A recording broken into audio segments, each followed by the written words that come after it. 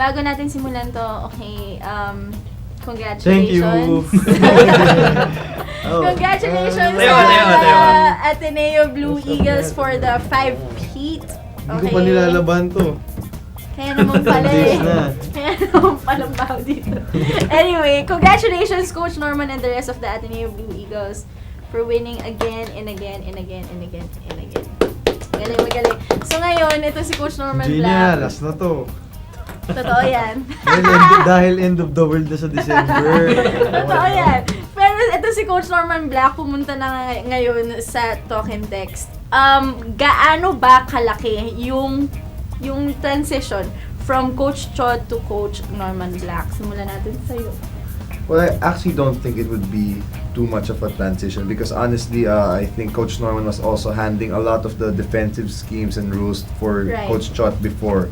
And then as we've seen so far in their first 2 games, they're still running their dribble drive offense of Coach Chot. So, I mean, it's still easy for the players. But one thing I do see more is that definitely they're gonna go more to the post, which Coach Norman likes a lot. They'll have a bit more half-court sets and plays, so that's where the difference will lie. But they're 2-0 now, so I think it's still the same for them. They're still gonna be winning. I think, mark me on this, by the time the All-Filipino Cup ends, ibang-iba na yung sistema ng Talk and Text. Believe me. Bakit iba? Kasi kagaya ng sabi niya kanina. With the style yun. With the dribble Wait lang. drive. Yun nga, sabi niya kanina nagdi-dribble drive pa din yung Talk and Text. Why? So that's just resorting to the previous Kasi it surprised me system. actually. Because Coach bago si Norman Coach. hasn't really focused on Talk and Text. Kasi Right, nag-overlap yung Ateneo and ano. So basically, ngayon si Coach Nash pa nag-coach ng 2 games eh. But believe me, by siguro semis or finals kung umabot sila, Talk and Text will have around maybe 50 set plays na natakbo nila for the rest of the season. That's his Compared to the dribble drive na it's only one, Yeah. maybe it's basically one system with different options. Right. Pero kay Coach Norman, you'll see triangle, you'll see flex, you'll see a lot of isolations in the post. So, defensively, like what Charles said, it will be almost the same because Coach Norman, along with sila Coach Jamaica, has been handling that for Talk and Text. But they will be more deliberate in the half court. Pero syempre, number 1 priority pa rin nila is to maximize the fast break. So malaki yung transition. Malaki.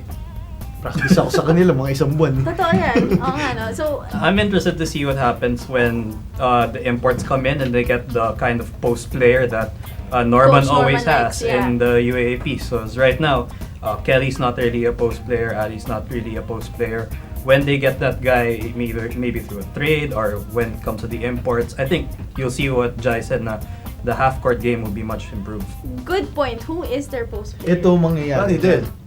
Rani din. Aside Hindi from, yung bigs nila, tama, are really made for the dribble drive. Yeah. Aside from siguro si Ali, mahilig tumambay talaga sa ilalim. And si Rani Del, maganda rin talaga footwork. But, I think, 50% of the time, they'll be posting up Jared and Ryan. Kasi si Jared, I know, can create a lot of, diba? Even Jason, he was Jason. posting up against us, And especially if they have a smaller point guard. Coach Norman style, pag mismatch, take advantage. How difficult is it gonna be for coaches? Well, it's tough. They're a loaded team. Our team was kind of hoping they'd go to their set plays. No, we were hoping they'd go to their set plays for now. It might be easier to defend because man, their manpower. I mean, I know this is a new system for Coach Norm, but their lineup was built on players who are good at doing what they do best by penetrating, and they're really tailor fit for the dribble drive. So we were kind of hoping, sige, go to the sets muna. So it would be something new, di pa sanay. But unfortunately, for now, that's still not happening. But like Jai said, I actually think in the long run, but maybe I don't know how soon it will happen. Alam mo, in fairness sa Global Force, muntik na sila makapalid ng token. We're not that bad. Galing ni Raba. We're only 0-3. Game si Raba nun, ha? Parang gusto ni Raba magpa-trade sa Talk and Text. Against Meralco, there was also a close game, so you can see there's a transition still going on. Ano yung magiging caution ng Talk and Text here? What should they look out for?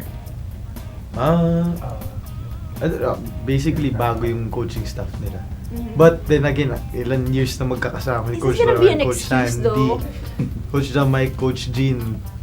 For me, those guys are still the best coaching staff sa college ball na umangat na ngayon sa PBA. Finals contender still? I think so, because of the depth primarily. We've seen what Norman can do with lineups that are so stacked. You know, he has players for all sorts of situations. That's true. Ateneo kasi Talk and ganun Text niya. versus San Miguel. Talaga? Wow. I think they'll still be there. I don't know if finals for sure, but I mean they're definitely still one of the top teams in the league, no doubt. And it's not far from happening. So a lot of good things coming up for Talk and Text. Abangan natin yan.